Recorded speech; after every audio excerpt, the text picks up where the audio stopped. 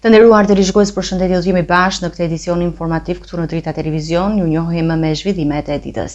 Tirana u kthye këtë të premte në qendër të vëmendjes europiane, duke pritur 47 lider të lartë në samitin e 6 të Komunitetit Politik Europian.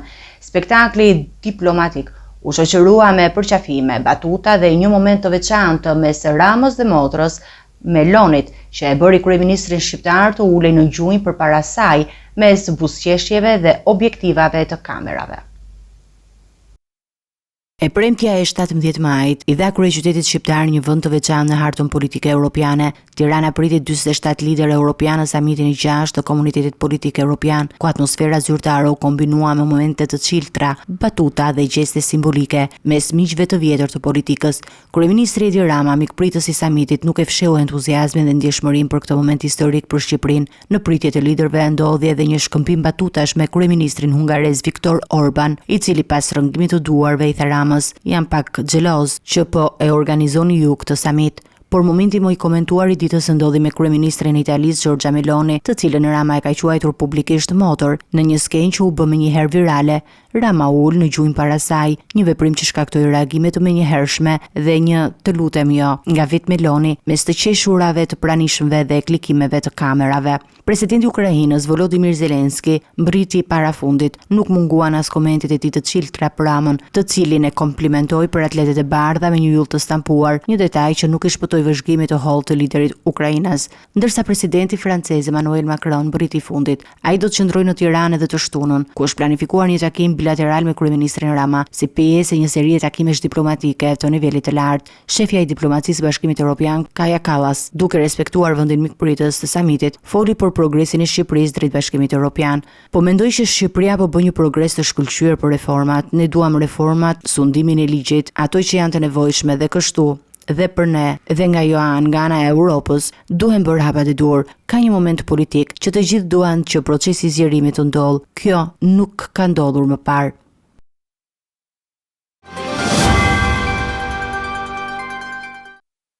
Në zemër të Tiranës, liderët europian çelën punimet e samitit të Komunitetit Politik Europian. Në ceremoninë e mikpritjes dhe gjatë sesionit të parë plenar, u theksua domosdoshmëria për një Europë të bashkuar përballë luftës në Ukrainë, sfidave demokratike dhe kërcënimeve gjeopolitike. Kryeministri Edi Rama në fjalën hapse theksoi nevojën për rikthimin e vlerave themelore të iluminizmit dhe paqes. Në një atmosferë simbolike dhe solemnitetit të lartë, liderët e kontinentit u mblodhen në shtëpinë e Europës, ngritur enkas në sheshin Skënderbej, ku mikpritja shqiptare u ndërthur me artin e fëmijëve për të përcjellë mesazhin e bashkimit për një Europë të re në një botë të re. Pas fotos zyrtare, punimet nisën në seancën e parë plenare, e cila u përqendrua në sigurinë dhe qëndrueshmërinë demokratike në Europë. Në qendër të diskutimeve ishte mbështetja për Ukrainën në përpjekje për një paqe të drejtë dhe të qëndrueshme, si dhe mbrojtja e proceseve demokratike nga ndërhyrjet e huaja dhe forcimi i aftësisë mbrojtëse kolektive të kontinentit. Punimet e kësaj seance u drejtuan nga kryeministri shqiptar Edi Rama, i cili në një fjalë me tone të forta reflektimi theksoi se ideja e një Europe të bashkuar duhet të vazhdojë pavarësisht sfidave. Ëndra e paqes së përhershme është vendosur nga makthi i luftës së përhershme në vend të këmbanave të paqes, të gjemdaullet e luftës, agresioni i jashtëm, fragmentimi i brendshëm, fantazmat e miteve imperiale, zhvendosja e aleancës gjeopolitike, të gjitha këto sfida po tronditin themelet e Europës, deklaroi Rama, duke u referuar situatës globale. Kreu i qeverisë shqiptare shtoi se përballë forcave që përçajnë, duhet të ringjallet Europa e iluminizmit të arsyes, që synon jo vetëm qendresën ushtarake, por edhe ndërtimin e paqes afatgjat dhe dialogun. Nuk duhet të harrojmë Europën tjetër, atë të arsyes njerëzore dhe përpjekjes për paqe, jo vetëm me aleatët tanë, por edhe me armiqtë tanë. Pas fjalës së tij, morën fjalë edhe liderët të tjerë europian, të cilët ndanë shqetësimet e tyre për sigurinë, proceset demokratike, krizën energjetike dhe sfidat e ardhshme të kontinentit në një botë gjithnjë më të paqëndrueshme. Kryeministria italiane Giorgia Meloni mbërriti në Tiranë për një vizitë të shkurtër ku u prit nga homologu shqiptar Edi Rama në një atmosferë jo formale dhe miqësore, ndërsa takimi u shoqërua me një episod të pazakontë humori. Meloni dha edhe mesazhe të qarta për situatën në Ukrainë dhe projektin për kampin e refugjatëve në Gjadër. Në një nga vizitat e saj të radha në Shqipëri, kryeministrja italiane Giorgia Meloni u pret në mënyrë simbolike dhe jo formale nga kreu i qeverisë shqiptare Edi Rama në sheshin Skënderbej. Ajo mbërriti mes masave të rrepta sigurie, por atmosfera u zbut nga një moment i papritur. Rama ul në gjuj në momentin e takimit, një gest që u komentua me humor nga vetë Meloni. E bën që të jetë i gjatë sa unë, tha Meloni me buzëqeshje duke sjell një notë të çiltër në protokollin shtetëror. Pas këtij momenti miqësor, kryeministrja italiane dha një deklaratë të shkurtër për mediat, ku u ndal në dy çështje të ndjeshme, lufta në Ukrainë dhe projekti për refugjatët në Gjadër. Këmgullim për marrëveshje serioze paqe që të ketë garanci sigurie për Ukrainën, po vazhdojmë të punojmë edhe në këtë format për këtë objektiv. Sa i takon kambit të refugjatëve në Gjadër, Meloni konfirmoi angazhimin e palës italiane dhe vlerësoi progresin e bërë. Nuk keni kaluar nga qendra migrantëve në Gjadër, nuk kam pasur kohë. Do kalos më pas, jo, po nuk kam kohë, po puna po vazhdon dhe kjo tregon edhe shpejtësinë e funksionimit, duke dëshmuar që në fundit vizita e Melonit në Tiranë, megjithëse e shkurtër, shërbeu si një tjetër dëshmi e marrëdhënieve të ngushta mes Italisë dhe Shqipërisë, të shoqëruara jo vetëm nga interesat e përbashkëta strategjike, por edhe nga një raport personal i veçantë mes liderëve. Në samitin e Unionit Demokratik Ndërkombëtar në Bruksel, Sali Berisha e cilësoi procesin zgjedhor në Shqipëri si një farsë të manipuluar nga qeveria. Ai denoncoi përfshirjen e grupeve kriminale në zgjedhje, presionin ndaj opozitës dhe përdorimin e administratës për blerjen e votave. Ish-kryeministri kërkon mbështetje ndërkombëtare për garantimin e të drejtës së votës për shqiptarët.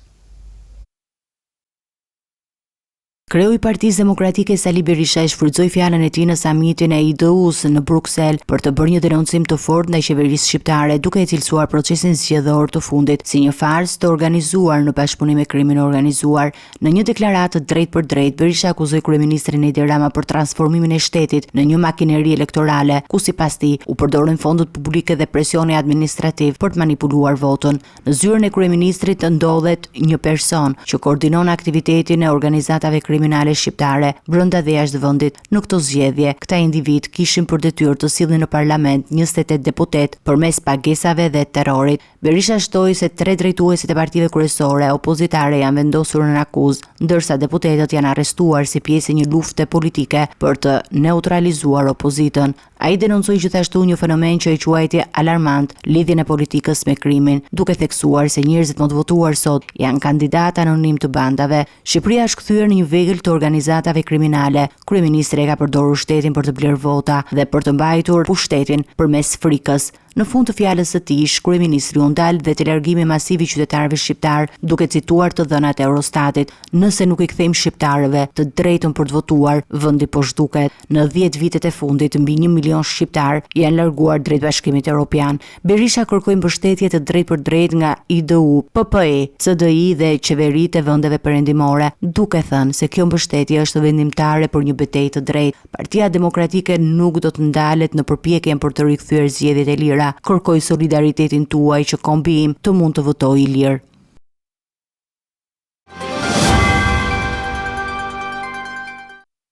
Ka nisur paraditen e kësaj të premte protesta e thirrur nga opozita shqiptare me pjesëmarrjen e mbështetësve të Partisë Demokratike dhe aleatëve të saj në bulevardin e ri të Tiranës. Kjo protestë zhvillohet në një sfond të veçantë diplomatik dhe politik. Në kryeqytet ndodhen ende liderët europian të mbledhur në kuadër të samitit të Komunitetit Politik Evropian, një prani që sipas opozitës shërben si një moment simbolik për të përcjellë shqetësimin për mënyrën se si janë zhvilluar zgjedhjet e fundit në vend. Kryetari i Partisë Demokratike Sali Berisha ka deklaruar më herët se protesta do të jetë paqësore dhe do të ketë mesazhe të qarta për institucionet vendase dhe ndërkombëtare. Protestuesit shfaqen të vendosur të vijojnë tubimin e tyre në mënyrë të qetë, ndërsa strukturat e rendit janë të pranishëm për të garantuar mbrojtjen e aktivitetit. Pritet që në orët në vijim të ketë reagime zyrtare nga përfaqësues të opozitës, ndërsa sytë e mediave janë të përqendruar në zhvillimet në terren dhe në jehonën që kjo protestë mund të ketë përballë vëmendjes ndërkombëtare. Po ju siguroj se kjo betejë do zhvillohet në çdo zyrë të rëndësishme, në çdo parlament, në çdo qeveri të vendeve të lira në Europë dhe në botë, dhe kjo betejë do fitohet nga luftëtarët e lirisë luftëtarët e votës së lirë. Ndaj dhe të vazhdojmë me përkushtim. Edi Rama nuk ka të ardhme, do përfundoj aty ku kanë përfunduar armiqt e lirisë së kombeve, armiqt e votës së lirë.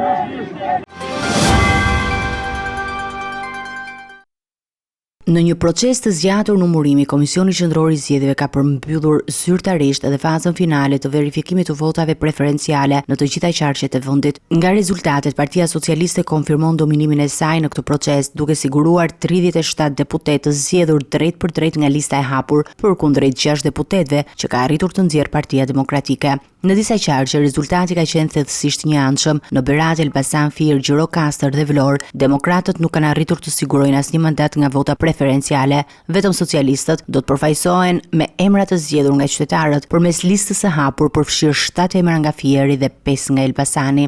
Ndërkohë, Tirana konfirmon sërish peshën më të madhe elektorale. Socialistët kanë siguruar 7 mandate nga votat preferenciale, ku më i votuari është Blendi Gonxha. Demokratët përfaqësohen vetëm nga Jurita Tabaku, e cila gjithashtu në rekordin e votave në nivel kombëtar për Partinë Demokratike.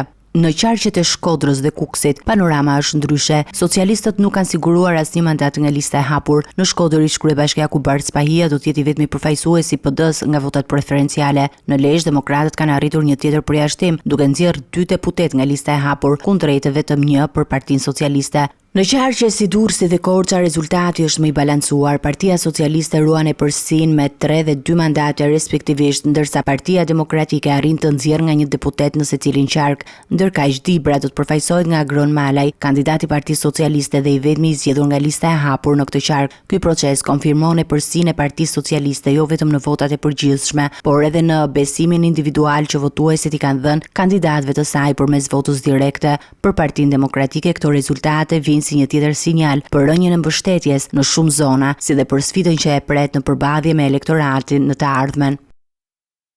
Votat e ardhura nga emigrantët shqiptarë në Greqi do të numërohen. Kolegji Zgjedhor i dha fund përplasjes politike duke lënë në fuqi vendimin e KAS dhe duke hedhur poshtë kërkesën e Partisë Demokratike për përjashtimin e tyre. Kolegji Zgjedhor ka vendosur të lërë në fuqi vendimin e Komisionit të Ankesave dhe Sanksioneve duke rrëzuar përfundimisht kërkesën e Partisë Demokratike për bllokimin e votave të diasporës shqiptare në Greqi. Kjo vendimmarrje hap rrugën numërimit të 53.000 zarfeve të mbërritura nga emigrantët, të cilët kishin mbetur të pezulluara pas një vendimi të përparshëm të Komisionerit Shtetëror të Zgjedhjeve Ilirian Celibashi. Celibashi kishte urdhëruar më herët numërimin e votave pas verifikimeve teknike që nuk konstatuan parregullsi në procesin e administrimit dhe kutive. Vendimi i tij u ankimua nga Partia Socialiste pranë KAS-it, i cili e cilësoi aktin si të palishëm, duke theksuar se kompetenca për miratimin e rregullave mbi voton e diasporës i takon rregullatorit të KQZ-s dhe jo komisionerit individualisht. Rregullatori i KQZ-s sipas dokumentacionit zyrtar ka miratuar me vendim numër 22 datë 20 mars 2025. Të gjitha rregullat mbi administrimin e votave të ardhura nga jashtë, duke përfshirë dorëzimin, hapjen, verifikimin dhe numërimin e tyre. Pavarësisht vendimit të KAS, Partia Demokratike vijoi betejën ligjore duke çuar mbështetje në Kolegjin Zgjedhor. Kërkesa e dorëzuar nga përfaqësuesit ligjor të Partisë Demokratike Marashlogu kishte si synim rrëzimin e vendimit të KAS-it, si dhe rikthimin në fuqi të vendimit fillestar të kryekomisionerit Celibashi, por edhe kjo përpjekje dështoi. Vendimi i Kolegjit Zgjedhor konsiderohet tashmë i formës së prerë dhe i padiskutueshëm, duke i hapur rrugë zyrtare administrimit të plotë të votës emigrantëve nga Greqia, të cilët përbëjnë një përqindje të konsiderueshme të diasporës shqiptare pjesëmarrëse në zgjedhje. Ky zhvillim vjen në një moment delikat politik, ku balancat mes partive duhet të ndikojnë ndjeshëm nga rezultati i votës së diasporës. Një konflikt mes 2 të rinjve në fshatin Sheqera së Bashkisë Maleq degeneroi në dhunë të rënd, ku një 15 vjeçar u plagos me thikë dhe u dërgua në spital jashtë rrezikut për jetën. Policia po heton shkaqet dhe rrethanat e ngjarjes. Një incident i rënd mes 2 adoleshentëve ka ndodhur pas ditën e sotme në fshatin Sheqeras, duke përfunduar me plagosjen me thikë të një 15 vjeçari. Sipas informacionit zyrtar, një 14 vjeçar ka sulmuar bashkëshorten e tij me një mjet prerës, duke i shkaktuar plagë në krah dhe bark. I plagosuri është dërguar fillimisht në qendrën shëndetësore të zonës për ndihmë të parë, ndërsa më pas është transportuar për në spitalin rajonal të Korçës, ku mjekët konfirmuan se gjendja e tij shëndetësore është stabil dhe jashtë rrezikut për jetën. Pas sulmit, autori u largua menjëherë drejt banesës së tij, ku më pas fsheu mjetin prerës që përdori gjatë konfliktit. Ky mjet është sekuestruar nga policia e komisariatit të Maliqit, e cila ka nisur hetimet për zbardhjen e plotë të ngjarjes.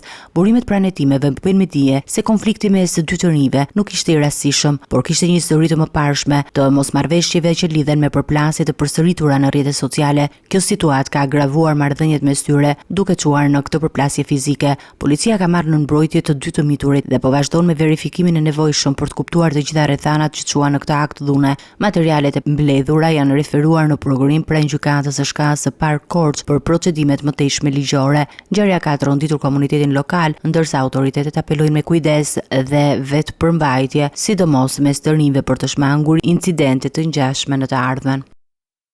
Rreshqe dobore janë regjistruar mëngjesin e sotëm në qafën e Thorës, Theth, Lëpush dhe Vërmosh, duke krijuar pramje dimërore në mes të majit. Ndryshimi i papritur i motit ka ulur ndjeshëm temperaturat në të gjithë qarkun e Shkodrës, duke sjellë shi në zonat e ulta dhe Borë në ato malore.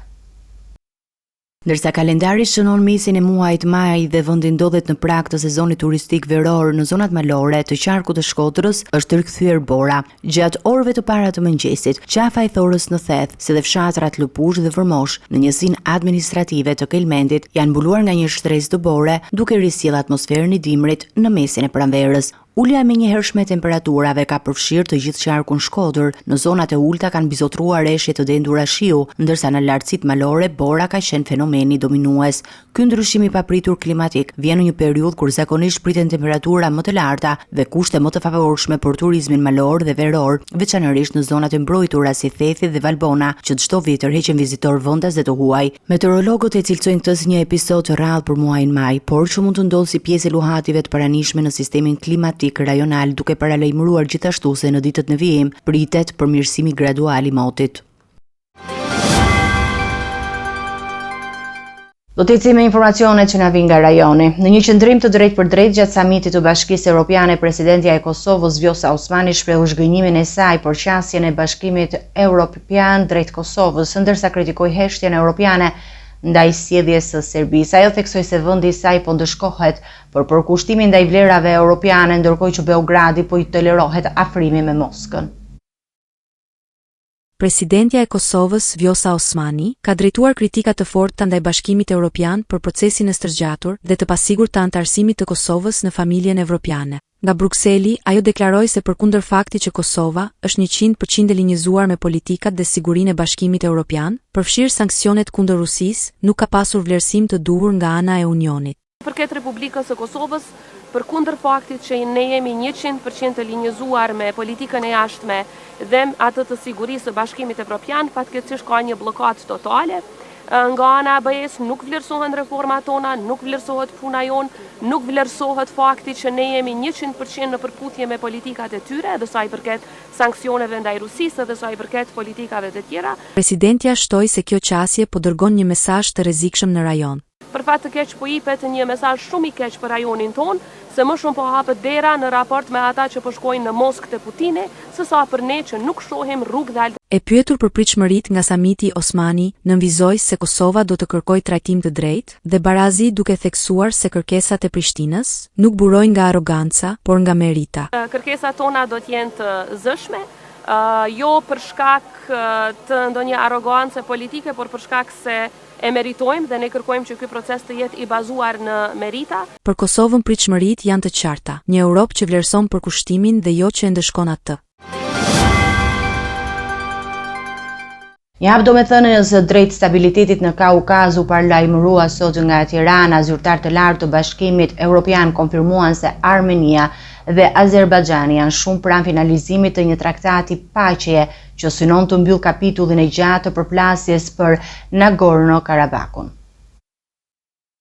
Në prag të samitit të Komunitetit Politik Evropian, një zhvillim e peshë për paqe në kontinentin është paralajmëruar nga kryeqyteti shqiptar. Bashkimi Evropian nëpërmjet zyrtarëve të tij më të lartë bën të ditur se Armenia dhe Azerbajxhani janë pranë nënshkrimit të një traktati paqeje që do të shënojë fundin e dekadave të tensioneve dhe luftrave për rajonin e kontestuar të Nagorno-Karabakut. Nga Tirana, përfaqësues të lartë për politikën e jashtme të Bashkimit Evropian, Kaja Kallas, theksoi rëndësinë e këtij momenti historik, duke u ndalur në rolin e Bashkimit Evropian si ndërmjetës i procesit. Është në interesin e të gjithëve që ata të nënshkruajnë këtë marrëveshje paqeje në mënyrë që të kemi një konflikt më pak. Unë isha në Azerbajxhan dhe do shkoj gjithashtu në Armeni. Është e rëndësishme të ulen tensionet në këtë rajon. Presidenti i Këshillit Evropian Antonio Costa bashkë me presidentin e Komisionit Ursula von der Leyen përshëndetën gjithashtu arritjet e marrëveshjes dhe përkushtimin e të dyja palëve. Unë dhe von der Leyen përgëzuam udhëheqësit e Armenisë dhe Azerbajxhanit për finalizimin e traktatit të paqes. Ky është një hap i madh përpara, mezi presim në nënshkrimin e tij sa më shpejt. Bashkimi Evropian është i gatshëm të investojë në ndërlidhjet rajonale dhe të afrojë më shumë të gjitha rajonet me njëra tjetrën dhe në bashkimin ton, shkroi Costa në rrjetet sociale. Marrëdhëniet midis Armenisë dhe Azerbajxhanit kanë qenë prej dekadash të tensionuara për shkak të rajonit të Nagorno-Karabakut. Konflikti nisi pas shpërbërjes së Bashkimit Sovjetik, kur përplasjet etnike dhe pretendimet territoriale solli një luftë ashpër në fillim të viteve 90 që i dha Armenisë kontrollin mbi këtë territor. Por zhvillimet e viteve të fundit ndryshuan ekuilibrat. Në vitin 2020 dhe më pas në 2023 Azerbajxhani ndërmori ofensiva ushtarake që rezultuan si rimarrjen e rajonit, duke detyruar mbi 100.000 armen të largohen nga shtëpitë e tyre. Në këtë sfond të tensionuar, kjo marrëveshje paqeje mes dy vendeve do të shënonte një pikë these për të gjithë rajonin e Kaukazit, por edhe për Europën, e cila ka investuar politikisht dhe ekonomikisht në stabilitetin e kufive lindor. Pritet që traktati të firmoset zyrtarisht në javët në vijim me mbështetjen e drejt për drejt të Bashkimit Evropian si garant i zbatimit të tij. Presidenti i Turqisë Recep Tayyip Erdoğan gjatë fjalës së tij në samitin e Komunitetit Politik Evropian në Tiranë theksoi rëndësinë e bashkëpunimit të gjerë ndërkombëtar për sigurinë, energjinë dhe stabilitetin në rajon. Ai kërkoi paqe të menjëhershme në Ukrainë dhe armëpushim urgjent në Gaza, duke bërë thirrje për bashkim të Europës përballë krizave globale. Presidenti i Turqisë Recep Tayyip Erdoğan, gjatë pjesëmarrjes së tij në samitin e Komunitetit Politik Evropian në Tiranë, u ndal në disa nga çështjet më kritike për kontinentin dhe më gjerë, duke bërë thirrje për forcimin e bashkëpunimit strategjik dhe për një vizion të përbashkët për të ardhmen e Europës. Në nisje të fjalës së tij, Erdoğan falenderoi kryeministrin Edi Rama për mikpritjen dhe theksoi se Turqia mbetet një partner kyç për kontinentin në fusha të rëndësishme si industria e mbrojtjes, energjia, tregjet digjitale dhe mineralet kritike. Por një tjetër mesazh i fortë i presidentit turk erdhi në lidhje me dy konfliktet më të mëdha që përballon aktualisht bota, lufta në Ukrainë dhe konflikti në Gaza. Jemi në një moment kritik ku armët duhet të heshtin dhe paqja të vendoset në Ukrainë, deklaroi Erdoğan, duke kërkuar zgjidhje urgjente diplomatike. Në të njëjtën frym, ai I bëri thirrje liderëve europian që të veprojnë për ndalimin e gjakderdhjes në Gaza, duke kritikuar ashpër qëndrimin e qeverisë izraelite. Duhet I themi ndal kësaj, t'i themi mjaft kësaj. Qëndrimi I Netanyahut rrezikon jo vetëm Gazën, por të gjithë rajonin ton. Ne presim që Europa të shfaqë interesin dhe aspiratën e duhur për vendosjen e armëpushimit në Gaza. Fjalimi I presidentit turk nga Tirana u konsiderua si një ndër më të drejtpërdrejtët dhe të fuqishmit në samit, duke vendosur theksin mbi bashkimin përballë krizave globale dhe nevojën për një Evropë më gjithëpërfshirëse dhe të ndërgjegjshme politikisht.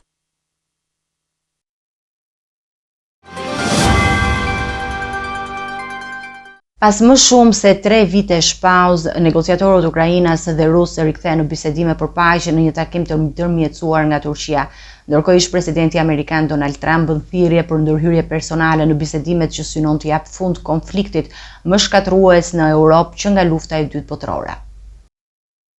Pas një mungese prej më shumë se 3 vjetësh, përfaqësuesit e Ukrainës dhe Rusisë janë rikthyer në tryezën e bisedimeve në një takim të zhvilluar në pallatin e Dolmabahçes në Stamboll. Nën presionin e rritur ndërkombëtar dhe me një rol të shtuar të diplomacisë turke, raundi I fundit I diskutimeve vjen në një moment vendimtar për të ardhmen e paqes në Evropë.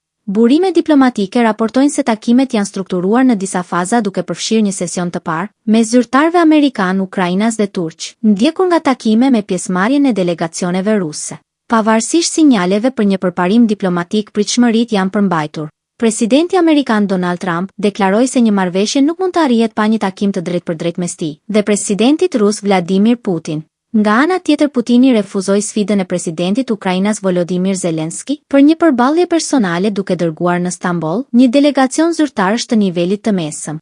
Zelensky reagoi ashpër duke e cilësuar këtë si një shenjë të mungesës së vullnetit të Kremlinit për një zgjidhje të vërtetë. Një delegacion dekorativ nuk sjell paqe, tha ai. Në përgjigje, Moska akuzoi Kievin për krijimin e një show diplomatik duke pretenduar se këto bisedime janë thjesht një vazhdim I atyre që u mbajtën në fillim të luftës në vitin 2022. Gjithashtu në Stamboll, kur kushtet ishin dukshëm të pabarabarta, Rusia vazhdon të kërkojë që Ukraina të heqë dorë nga territori pushtuar, të tërhiqet nga ambiciet për anëtarësim në NATO dhe të pranojë neutralitetin. Këto kushte janë refuzuar nga Ukraina, që kërkon garanci të qarta sigurie nga fuqitë perëndimore me theks të veçantë tek Shtetet e Bashkuara. Ndërkohë që forcat ruse kontrollojnë afër 20% të territorit Ukrainas dhe rruga drejt paqes mbetet e pasigurt e mbushur me sfida politike e ushtarake. Presidenti amerikan Donald Trump deklaron se planifikon një takim me presidentin rus Vladimir Putin për të ndërmjetësuar një konflikt për Rusinë dhe Ukrainën, ndërsa mohon mundësinë e një zgjedhje paqësore pa praninë e tij. Donald Trump, presidenti i Shteteve të Bashkuara të Amerikës, ka shprehur synimin për të realizuar një takim sa më parë me presidentin e Rusisë Vladimir Putin, me qëllimin për të diskutuar mbi një zgjidhje të mundshme të luftës në Ukrainë. Duke folur para gazetarëve në Prag të një raundi bisedimesh midis zyrtarëve rus dhe ukrainas në Turqi, takimi i parë ballë për ballë që nga fillimi i luftës, Trump tha se asgjë nuk do të ndodhë pa një takim të drejtpërdrejtë midis tij dhe Putinit. Unë garantoj se Putini nuk do të shkojë në asnjë tryez bisedimesh nëse unë nuk jam aty. Dhe ai nuk shkoi, deklaroi Trump, duke shtuar se dëshiron të organizojë takimin sa më shpejt që të mundet. I pyetur për afat e Trump, tha se do të largohej për të parë nipin e tij të sapolindur, fëmijën e vajzës së tij Tiffany, ndërsa e cilësoi takimin me Putinin si të pashmangshëm për përfundimin e luftës. 5.000 të rinj po vriten çdo javë. Ne do ta arrijmë, do ta bëjmë këtë. Trump komentoi gjithashtu anulimin e pjesëmarrjes së presidentit Ukrainas Volodymyr Zelensky në bisedimet në Turqi, duke thënë se ai u tërhoq sapo mori vesh se Putini nuk do të merrte pjesë. Trump ka bërë thirrje të vazhdueshme për negociata paqeje midis Rusisë dhe Ukrainës dhe ka sugjeruar se është i gatshëm të udhëtojë vetë në Turqi për të ndërmjetësuar bisedimet, por ende nuk ka një datë konkrete për ndonjë angazhim diplomatik zyrtar. Gjykata më e lartë amerikane po shqyrtoi në mënyrë urgjente të lishmërisë së një urdhri të presidentit Trump që synon të mohojë shqetësimet automatike për fëmijët e lindur në Shtetet e Bashkuara të Amerikës nga prindër emigrant pa dokumente. Vendimi përfundimtar pritet të ketë pasoja të mëdha ligjore dhe politike në të gjithë vendin. Gjykata Supreme e Shteteve të Bashkuara ka sinjalizuar një qasje kritike ndaj përpjekjeve të administratës Trump për të kufizuar shtetësinë e fituar me lindje në tokën amerikane. Gjyqtarët kanë shfaqur shqetësime serioze mbi pasojat e mundshme të zbatimit të një urdhri ekzekutiv që parashikon mohimin e shtetësisë automatike për fëmijët e lindur nga prindër që ndodhen në Shtetet e Bashkuara në mënyrë të paligjshme ose të përkohshme. Urdhri nënshkruar nga Trump në fillim të mandatit të tij të dytë presidencial bie ndesh me një precedent historik të vitit 1898 kur Gjykata Supreme kishte interpretuar amendamentin e 14 si një garanci për shtetësinë e lindur në SHB. Ndërsa gjykatësit dëgjuan apelimet e shpejta të administratës për të anuluar vendimet e gjykatave më të ulta të cilat e kanë pezulluar përkohësisht urdhrin, mbeti e paqartë se në çfarë forme mund të jepet një vendim përfundimtar. Megjithatë, shumica e anëtarëve të trupit gjykues shprehen rezerva ndaj mundësisë që shtetësia të mohohet atyre që kanë lindur në Shteteve të Bashkuara, pavarësisht statusit të prindërve. Kjo është vetëm një nga disa çështje të lidhura me emigracionin që po trajtohen në instancën më të lartë të drejtësisë amerikane. Në shqyrtim janë gjithashtu përpjekjet e administratës për të përfunduar lejet humanitare për qindra mijëra qytetar nga vende si Kuba, Haiti, Nikaragua dhe Venezuela, si dhe praktika për dëbimin e menjëhershëm të personave të lidhur me grupe kriminale. Analistët vlerësojnë se vendimi i Gjykatës Supreme pritet të formsojë trajtimin ligjor të emigracionit për vitet në vijim, në një klimë politike gjithnjë më të tensionuar.